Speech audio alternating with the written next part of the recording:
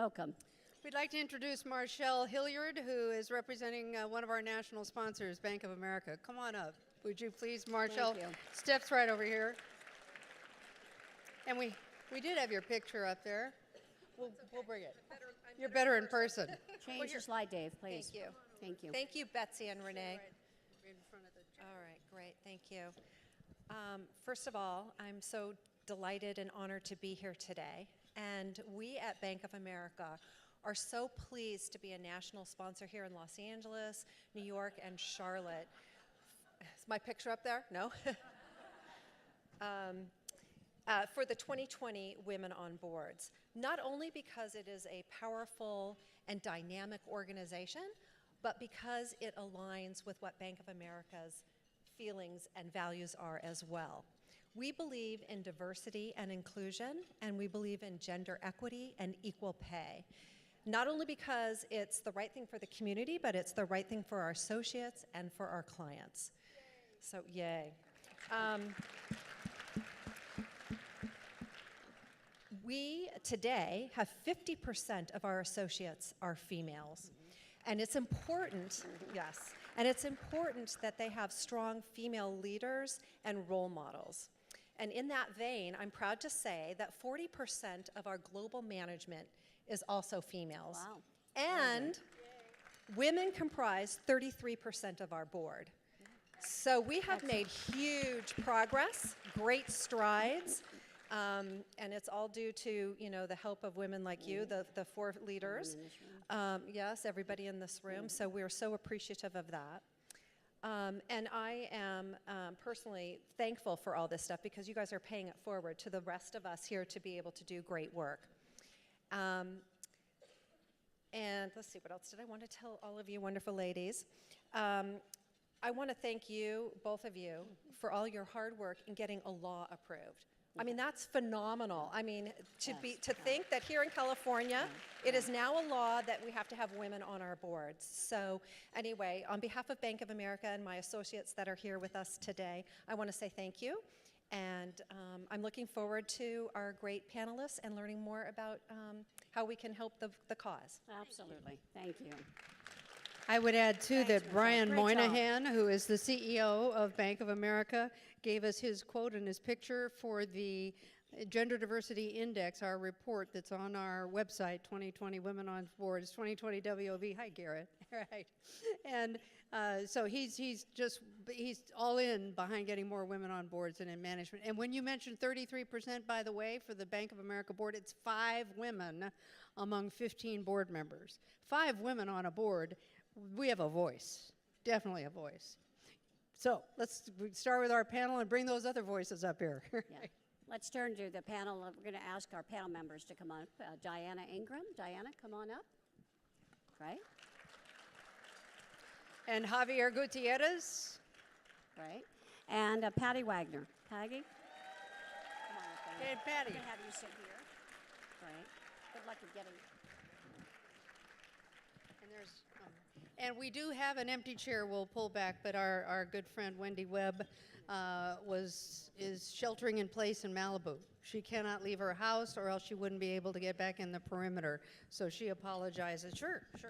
She apologizes. She can't be here, but we have 3 dynamic energizer bunnies here on the panel who are going to share with us their opinions. Because we're running a little bit behind, you can certainly look at their bios in the program. And we do hope you save the program. It's got an opportunity for notes in the back and all the information.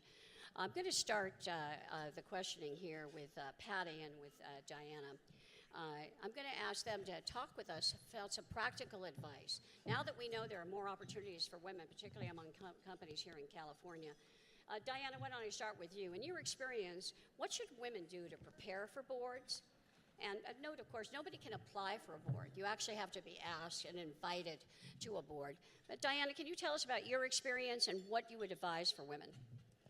Thank you very much, and it's so great. We've had such a wonderful turnout here. I would say one of the first things, of course, is to have great success in your career. Establishing a track record of success, leadership is critical, very, very important. So you can have a demonstrable ability to bring a number of key insights to a board, because you will be doing this in a governance mode, not so much a do mode, but all boards are looking for accomplished leaders. But the key thing, and I think it will come as no surprise, is this whole matter of developing a robust network. And for those of you that might be very still young in your career, you have an amazing opportunity to start on that process. For me, my network has been critical to my development career-wise, but also when it was clear to me that I really wanted to pursue a corporate board, I looked to members of my network professionally and personally to give me some feedback, to give me advice and counsel, and ultimately to ask for their support in opening doors.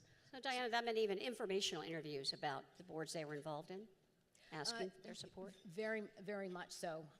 Two key discussions I had were with men who had been on the Fortune 500 boards that I served on a nonprofit with, and these are guys that are very, very candid and frank. And they tell you if they didn't like something or thought something wasn't quite right, they tell you. So I had very candid conversations with them about their perspective of me, having seen me as a board in a nonprofit environment, and I asked them what their thoughts were in terms of my being competitive for a corporate board.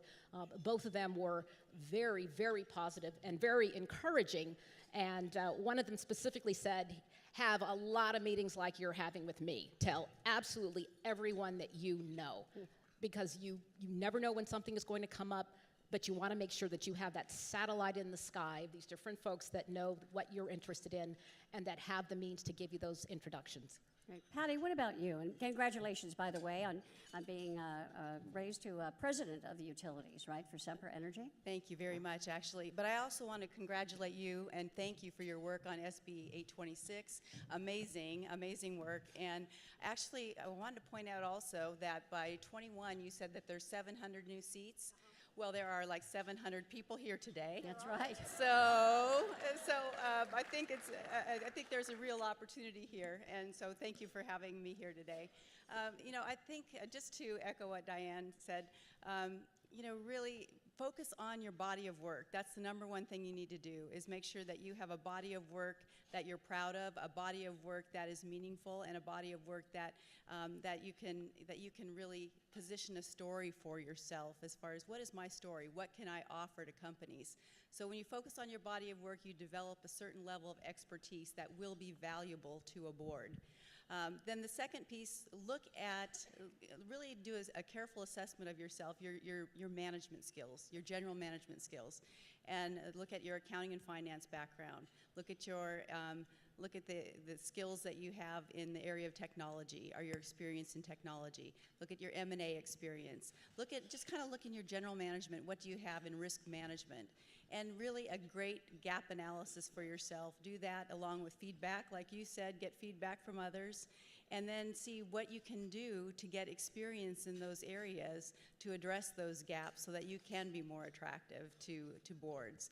But I think it's really critical that first and foremost, you look at your body of work, look at growing your career in a way that is meaningful to you, and then seeing, secondly, how you can fit on boards and which boards make sense for you to join, which ones would benefit from your experience. So I'd say that. Good, excellent. Betsy's got the next question. I would suggest, in adding to that, Patty, that board seats and board openings are rare, and they have been traditionally rare. Some people stay in boards for 40 years. And that's because they get paid every year, and they also get paid in cash and stock, and the perks of being, it's just the esteem, the business esteem of reaching the ultimate. And that's why we are fighting for women. Why shouldn't women have that opportunity to do the same? And have you seen that in your experience, that board positions are rare, but you yourself got on a corporate board by an intentional, focused effort to get there?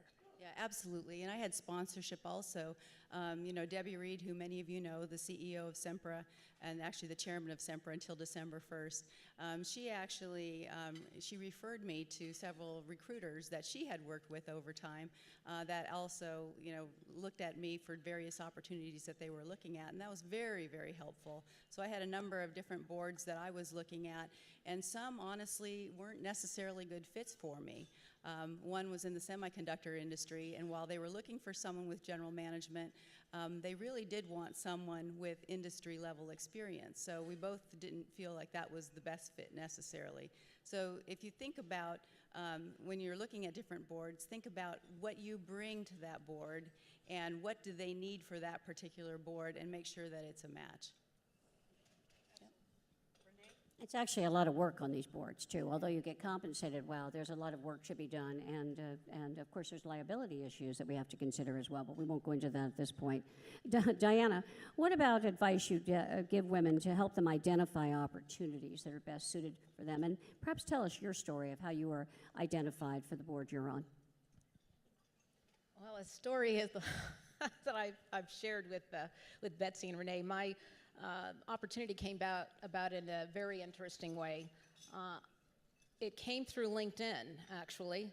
I was going through my email, my personal email, and I had received an email from someone that claimed to be the CEO of Rexford Industrial, who said that he had seen my profile and would be very interested in speaking to me about a board spot, that he wanted to add an additional board member.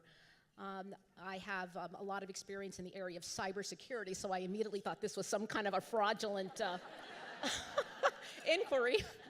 I didn't want to touch the email, so I didn't. And I went on, and the following day, it was resent, and I thought about it again, and I took no action. And then the next day, I got a call from my assistant. I was working in my home office, who said, the assistant to the CEO of Rexford Industrial would like to speak with you.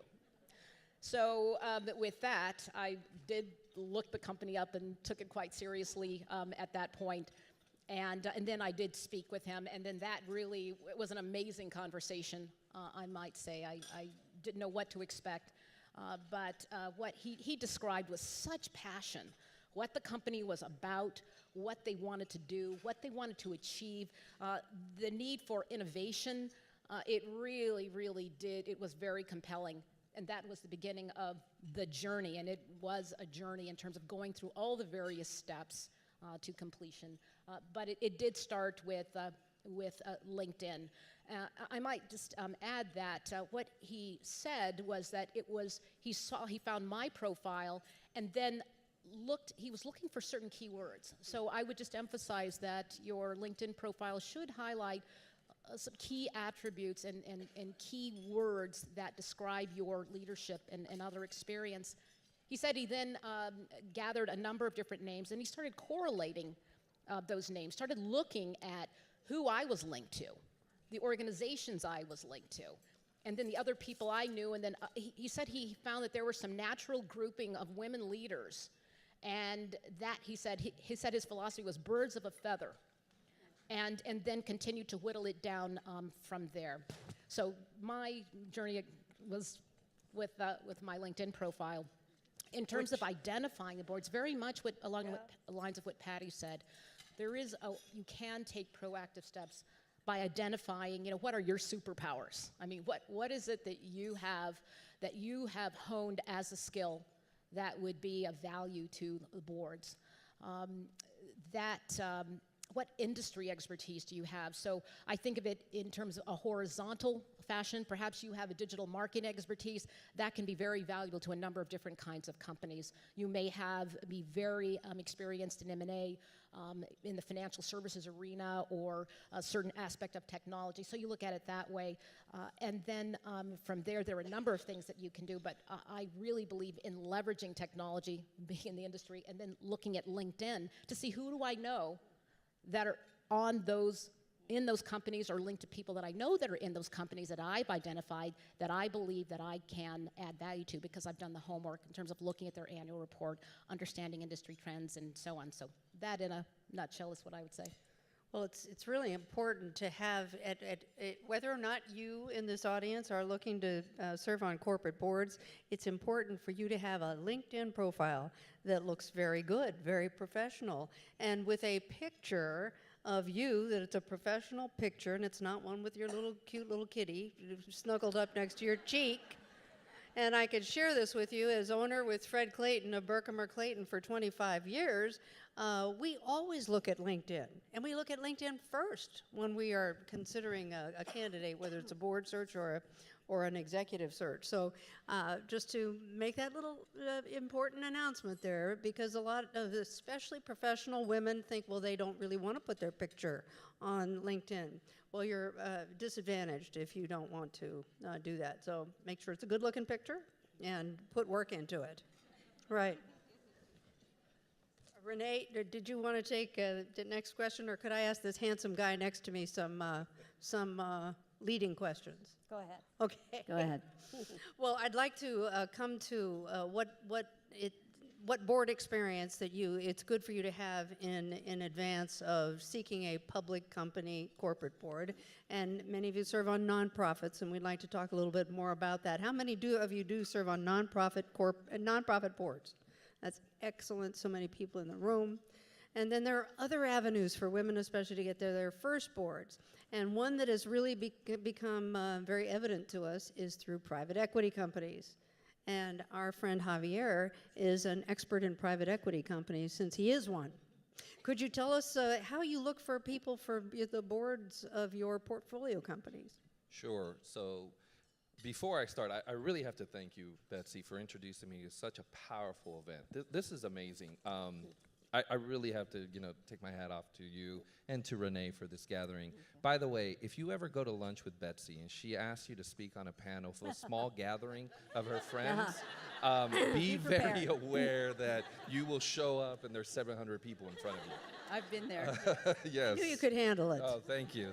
So I'm obviously very excited to be here and to offer my perspective in terms of private equity-owned companies. As many of you know, more and more there are companies that are staying private and not going public and being owned by venture capital funds and private equity firms such as ours. We're based in Santa Monica. We manage about $8 billion, and we have about 45 portfolio companies currently. So clearly that is a big trend that's going on. It's not just an opportunity to consider as a precursor, but it is in and of itself an opportunity for folks to sit on corporate boards. And I guess that's the first message, is to be aware that this is another avenue, another option as you're looking at corporate board service. The second is obviously how to connect with firms like ours. And I really offer 3 pieces of advice. First is clearly just outreach to us, right? There are many well-known private equity and venture capital firms, in particular based in California. We have specific trade gatherings that I would strongly encourage you to begin to attend and begin to be associated with. The second are the professional service providers that we work with, right? So the bankers, the lawyers, the accounting firms, they too also have significant amount of gatherings, which I highly encourage you to attend. And the final thing, which is something that I think is very unique, and the reason why gender equality is so important on corporate boards, is the decision makers of these limited partners. So the public pension funds, the endowments, the foundations, they are becoming more diverse, and they are beginning to ask those questions. So I highly encourage you to connect with those limited partners as well, and put yourself out there and let them know, here's my skill set, here's my experience, here's my relationships. Don't be shy about introducing yourselves to them, because they certainly are pushing for it. So you don't call them up. You go to the events where they are, like we would network for almost anything, and try to get to know people. Absolutely. And let them know about your outstanding experience that you could bring. Javier, you were recently at a conference, as I recall, where you were introduced to some women on the panels. And tell us about that experience, because conferences are a great way to meet the people in private equity. Absolutely. So we had a gathering of institutional investors in Chicago that was being held by a large asset manager. And on the panel was actually a cybersecurity expert. So sorry we didn't have you on that one. But it was a cybersecurity expert, and it came at an opportune time for us. We were looking at merging two cybersecurity firms, one actually based in Chicago and one based in Washington, D.C. It just so happened that we were looking for somebody to help guide us in terms of the merger, and we invited this woman to actually join the board and has been quite successful. So that's a perfect example of putting yourself out there. This individual was putting on a sort of panel in terms of best practices for cybersecurity for small and medium-sized businesses, and next thing you know, she's on one of our boards. Great. You know, we're seeing a lot of disruption, obviously, in multiple industries and, of course, globalization. Patty, I was going to ask you to talk about the extra value or added value that women bring in terms of communication and leadership in this era of disruption and change. Well, there certainly is a lot of disruption and change out there, and I think that companies today really need to have boards that are open to diversity of thought, diversity of experience, diversity of approach, and really open to having a very inclusive environment. So I won't get into necessarily the generalizations around men's and women's leadership styles, but I do think, and I will say that when you add someone to the board that has a participative or a collaborative leadership style, that changes the board dynamic. And it really becomes an environment where more people are expressing their opinions, you hear the voices in the room, and you actually have better engagement and better results as a result of that. So I do think that women's voices are different in the room, and they're important to change up the dynamics. The other thing, I've been in corporate America, for 35 years now, and I don't think I was in an executive role until I was about, 15 years probably now. So 20 years I was in roles, individual contributor, middle manager, a lot of lateral movement. And so, and I know there's a lot of women in that same boat that didn't get into leadership positions until later in their career. And believe me, when you're in these other roles, you really learn how to get things done. You learn how things work, you learn how to get things done, and having that voice in the boardroom, and not to say that men don't go through that same career path, but having that voice in the room of people who know how to execute a vision, know how to get things done, know the pitfalls, it really adds, I think, a lot to the dynamic of the group. Good If you don't mind advice. me interjecting on that, the other thing that we've noticed as we've looked at an analysis of the companies we've invested in is it's very difficult for us to look at things and not realize that we're in groupthink situations. And so when we've done sort of a postmortem of what's worked, what's not worked, what we've realized is the different voices, whether they be gender, whether they be ethnic diversity, have really helped us get out of that groupthink. And ultimately, it's been a better business decision for us to have that. Javier, as a follow-up to that, as a man on the panel, and I have to say, every time we've had men on the panel, they walk away saying they're very impressed and surprised by the caliber of the women in this room. So you should all feel congratulated. I think, Javier, you were surprised to see the size and the scale of what Betsy brings together here. But when you talk to other men, is there any advice you can give them related to increasing the diversity on boards, and particularly bringing women's voices into the mix? I think the biggest advice is to be intentional about the effort, to say this is important, and you also have to make an effort to go out and make a choice to say, where do we find new voices? Where do we find new experts? Where do we find new value add resources, not just to our boards, but to our companies? And so it's really changing the mindset to say, be intentional about this effort. And I think there's plenty of options, there's plenty of platforms. This organization's a fantastic organization, and I'm going to encourage a lot of my brethren in private equity to consider tapping into organizations like this. And so the first step, yeah, just yours, absolutely, Betsy, just yours. So I think it starts with just this intentional approach. That's very important. We advise women always to, long before you'll ever get to an interview for a board, you need to capture the attention of someone. So who serves on board. So the best way, of course, is with your nonprofit boards. 85% of the women in my first book were recommended for their first corporate board by someone they knew on their nonprofit board. So you get the nonprofit board experience and the experience of running a board, but you also meet outstanding people who could recommend you because they see you in action. So at cocktail parties or at business functions, start to say, I'm looking to serve on a corporate board in 2 to 5 years, and I'm planning my pathway and navigating my connections. And Joe, you know, there's going to be a wave of women who are ready for boards, and this with the California law and the ripple effect across the country, there will be openings for women. So Joe, when one of your buddies calls you and says, hey, do you know a woman who might fit into our environment? Would you remember me? Because I could immediately serve on the audit committee. I could serve on the compensation committee.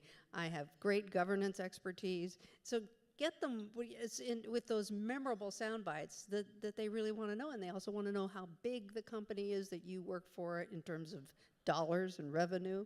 And whether it's a large cap, mid cap, small cap. Oh, and I just would, from an executive search standpoint, I'd say also don't think that you're going to be on the board of a big company. And all of us in this room are not going to be generally on General Electric, but I'm looking right at Ann Gates, who's on the board of Kroger, and Bonnie Hill, who's on the board of Home Depot. There are a lot of women in this room who are going to be on big companies, but they also didn't start off necessarily on the big ones, and they started on smaller and worked their way up. So through people you meet in your nonprofits, by serving on a city commission or a county commission, or networking with people who serve on private equity boards. And Patty and Diana, what else would you recommend? How did your personal experience? Yeah, I'll just add a couple to that because I think those are all good options. But also, I'm on advisory boards at universities, and I found that there are a lot of people who are very, very well connected on these advisory boards, and I do it out of passion for the university, but I've just been surprised at the ability to network with some really great folks that have often brought up opportunities to me for boards as well. So just think about that. And I have to shout out to Cal Poly Pomona. I'm on their engineering advisory board, and I love it. So I have to shout out for Cal Poly Pomona, and also UC Davis Energy Efficiency Advisory Board. So there's a lot of good opportunities like that where they're looking for people to serve on these boards and support the efforts of the school, but they're great networking opportunities as well. Well said. The other thing I might add is, as you look at nonprofit boards, look for those that are going to help you, in your cause. Certainly, some of the larger ones offer some very good opportunities to exercise governance. Some of the issues that they're dealing with are going to be very similar to what you would see when you're on a corporate board. So find something that you really enjoy, because you're going to spend a lot of time in the nonprofit setting, situation rather, and I would suggest too leveraging the opportunity by taking on a task force or chairing a committee where you can really demonstrate your leadership, your ability to get things done. That certainly gives other board members a great sense of how you would perform in a corporate environment. And adding to that, a lot of women say to me, oh, Betsy, I don't want to serve on another nonprofit board because I don't want to raise money. And how many of you love to raise money? Let's just start. See, it's Right, not so there are a few. tough.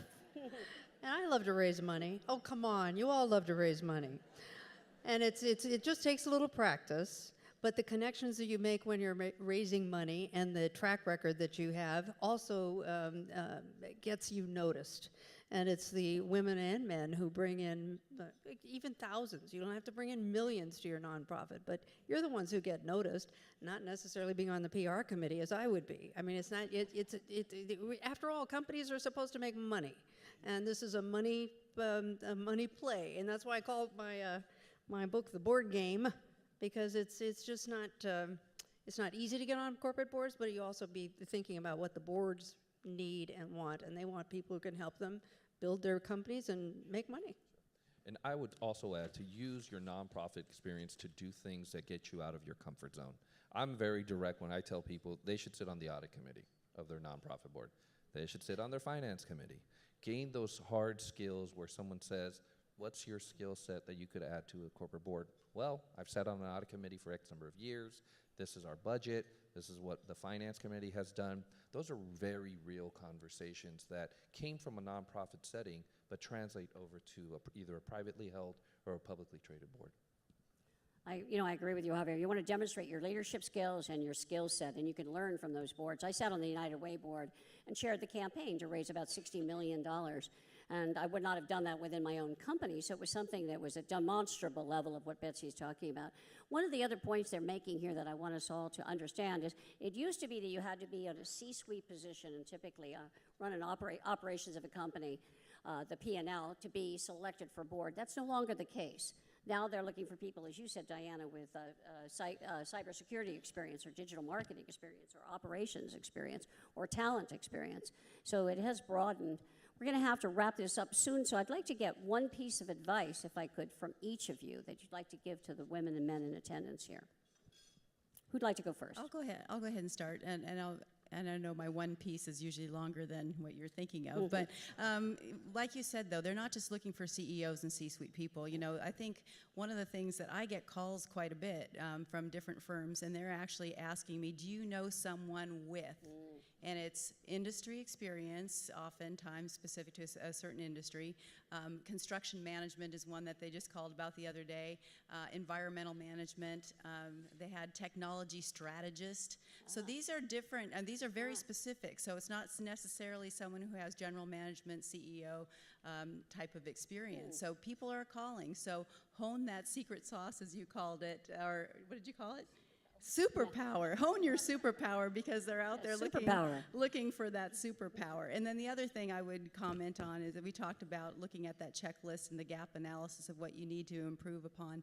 But I would just recommend, don't wait for every box to be checked, because that's what we as women like to do all the time. Wait until we check every box before we apply to that job to make sure that we're qualified, and you do not need to do that. You know, you have, if you're like 60%, you know, you probably can put yourself out there, and you'll find someone that's interested in your specific superpower. So I would just recommend, do not wait to check every box. Start networking now. Good advice. Diana. I would say, just as Patty said, get started now, and know that it is, I think of it as a campaign or a program that you're running. I mean, all of you have put together complex projects and brought them to closure, and this is very much along the same lines. And you don't know what exactly it's going to be, but you know you probably need to do all of it, and to do it in a very programmatic fashion. When I started this process, I thought, okay, I'm going to network. I created an Excel spreadsheet of like everybody I could think of. And then I prioritized them, you know, based on who was I really comfortable with that I could easily reach, that had served on a corporate board or knew people that did that, and just went about it. And I just decided I'm just going to make 5 of these calls every week. I'm just going to do it, incorporated it into my schedule. In my case, something came from outside of the blue with this email, but nonetheless, it was, I didn't know what was going to work. So I would just say, in general, start now. You don't have to have everything done, but do approach it with some measure of discipline, as you would a work project. Make time for it. It's certainly worth it. Men do that too, don't they, Javier? Absolutely. So I'll be very direct in saying that you should be aware of private equity and venture capital as a major source of investment for corporations and for corporate board opportunities. Be aware of it.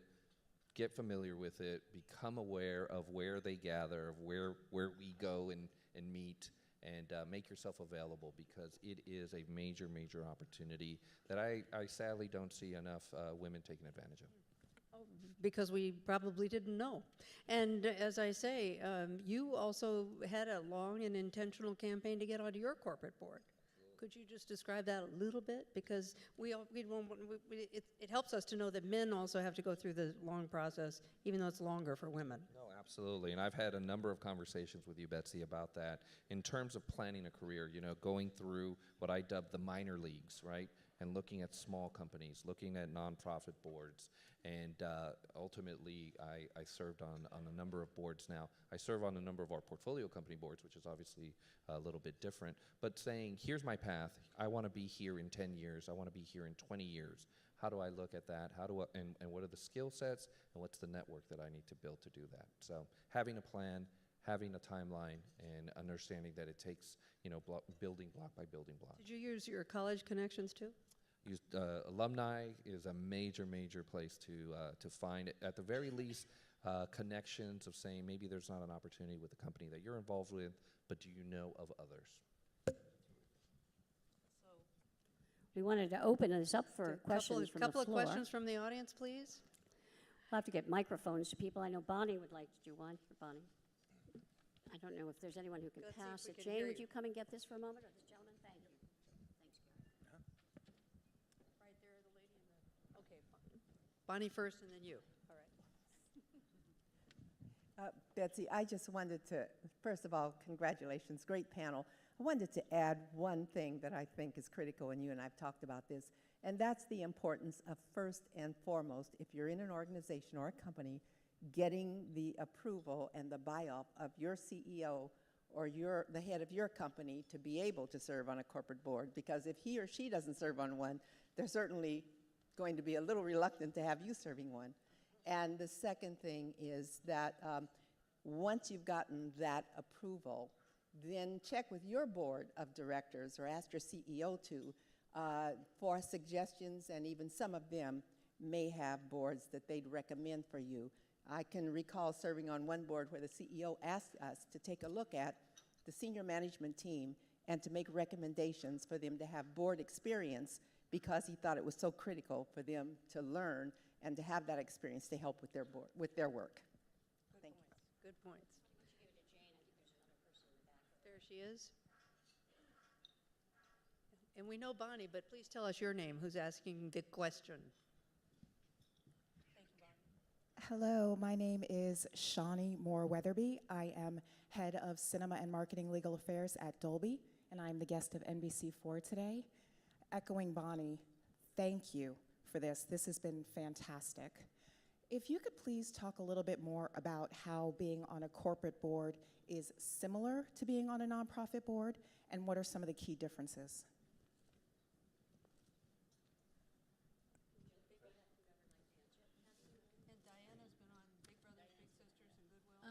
Interesting. I'll call on my experience. I'm currently on the Goodwill Southern California board. I would tell you that it's very similar. My experience there is very similar to what I'm seeing at the Rexford Industrial Board. Certainly there are, the compliance issues are more numerous in the corporate board situation. But I have to say, from an overall financial management and governance perspective, the kinds of issues or the analysis that I see, that I experience at Goodwill was actually great preparation for being on this publicly traded board. So I would say there was a much higher dose of discussions around compliance and legal matters on the corporate board, but in terms of discussions around capital allocation and that sort of thing, I just got a wonderful background in preparation with my experience on Goodwill and other boards. But I'd highlight the Goodwill board because of the size of the organization, about $200 million in revenue, 3,000 employees, 85 stores. So it is operated very much like a for-profit. So in my case, it was, again, a great preparation for what I'm experiencing now. I'll just add, I just recently joined the board of the California Community Foundation, which is a $2 billion foundation here in Los Angeles. And I'm a member of the investment committee. I went to my first investment committee. And I'll tell you, it was as professional, as tight in terms of the information flow as any of my investment committees for any of my private equity funds. So the similarities are there when you're talking about these issues of capital allocation, resources, investments, corporate governance, auditing. It was very, very similar, which is why I do encourage folks to take on those types of roles in the nonprofit space to prepare them for the for-profit. And if I could add, if not only to make those connections and build relationships, but in the doing of projects together on nonprofit boards, you also build trust. And corporations, the nominating committees of boards who give us assignments, they don't want us to find strangers. And in fact, they give us a list of 5 to 7 people whom they already know and love, and they would trust. And if their crisis happened, they wouldn't mind living in the same boardroom with that person for 4 days. So, and there's a lot of likability to board search and the trusted relationships. So that's what you're building in the nonprofit involvement. And it's a critical factor. Even when Fred Clayton and Shai Phillips and others from my search firm, when we look at resumes for senior management positions that we handle, if the person doesn't have nonprofit boards and only has just straight corporate work, man or woman, we think that person is not very well-rounded and might not have enough exposure and maturity to take on the role that we might be handling. Anyway, I'm sorry, I'm getting carried away. So we need to wrap up. Oh, one more? One more question. Ms. Suzanne Meline. Yes, please. Here. So one thing approach that I took, which may not be for everyone, is looking for opportunities that other people may not really jump at. So there's a lot of really well-run nonprofits, there's a lot of really well-run companies, but there are also some that maybe are a little more problematic. And so I always look for the opportunities that like everybody else starts kind of looking around, like who wants to do that, because I have a background with experience, but it's also like a little bit risky. So what do you think about looking for boards or committees on boards where it's really heavy lifting? I really think one of the things people need to consider is the time that you have available to devote to it, because the boards take a lot of time. And so there's a lot of work that goes into a board that isn't in a turnaround or a difficult situation or a crisis mode, like you mentioned. So I think that's one thing you really need to consider, and you need to consider the risk of that particular board. Good advice. Good advice. This has been fabulous. The panel has given us a lot of great insights. I would like to ask for a round of applause for the panelists. Wonderful.